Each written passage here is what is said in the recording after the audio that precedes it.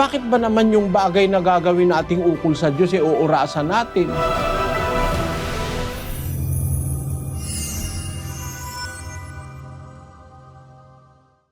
Pagka bagay na sa Diyos, hindi namin binibilangan ng oras.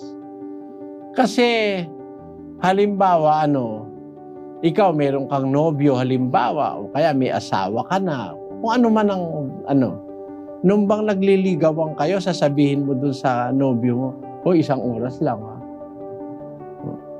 Gusto mo nga, kung mahal mo yung lalaki, kahit magdamag kayong magkasuyo buong gabi, magkayakap sa buong magdamag, lararararararan, larararara.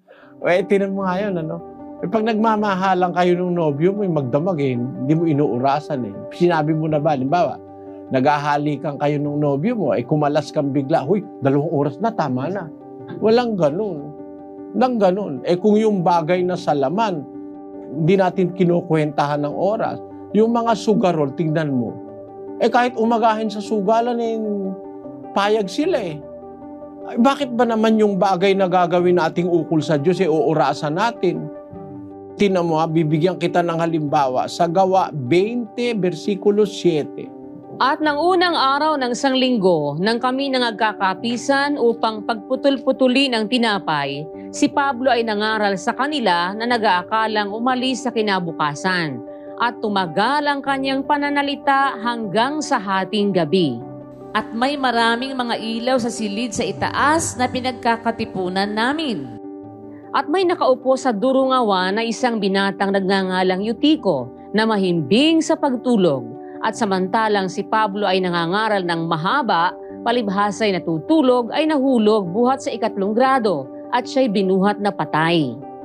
At nanaog si Pablo at dumapa sa ibabaw niya at siya'y niyakap na sinabi, "Huwag kayong magkagulo sapagkat nasa kanya ang kanyang buhay."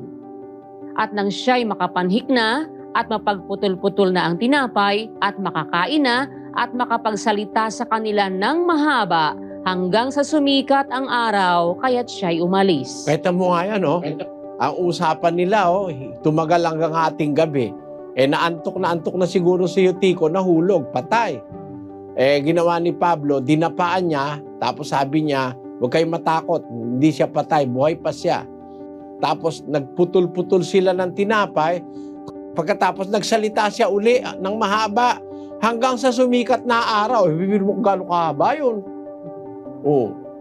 Nagkakatipon sila ukol sa Diyos, hindi mahalaga sa kanila kung ilang oras na. Ang mahalaga sa kanila, makagawa sila ng kalooban ng Diyos, matuto sila ng salita ng Diyos, at matutunan nila yung aral ng kaligtasan. Hindi mahalaga, hindi binibilang ng oras. Sa mga Israelita nga 1 buong araw, nagpupuri sila sa Diyos, buong araw. Basahin natin ang awit 44:8. Sa Diyos ay naghahambog kami buong araw at magpapasalamat kami sa iyong pangalan magpakailanman. Isa pang talata, basahin natin. Yan, buong araw, sa 35:28 ng awit. At ang aking dila ay mangungusap ng iyong katwiran at ng pagpuri sa iyo sa buong araw. Kita mo, buong araw, kapatid. 12 oras yun, pag buong araw.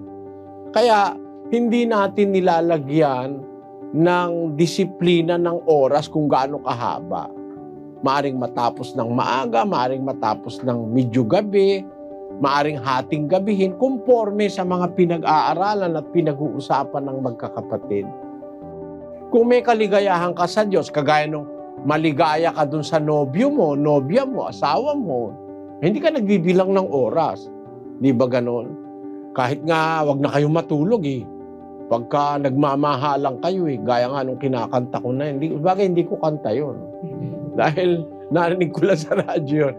Magkasuyo buong gabi, masaya't magkatabi, magkayakap sa buong magdamag. Kita mo yun, kapatid, totoo yan kaya nga naigawa ng kanta yan, nararamdaman ng tao yan Na, ang sabi pa ng iba, ang pangarap ko ay sana'y wag nang matapos ang ganitong pagkakataon. Na halimbawa, sabi yung kagaya, if it is a dream, I pray that I will never wake up again. Sabing gano'n. Nakalimutan ko na lang, ganda yung kanta na yun. Kaya masasabi ko sa iyo kapatid, sa amin, sa Iglesia ng Diyos, ayon sa Biblia, di namin nilalagyan ng oras yung mga pagsamba namin sa Diyos. Inaalaw naming magawa lahat yung dapat magawa bago kami maghiwa-hiwalay. Kung meron mang nagmamadali, yun yung mga walang pananampalataya. Pero yung sumasampalataya, kahit gabihin yun, hindi aalis yun.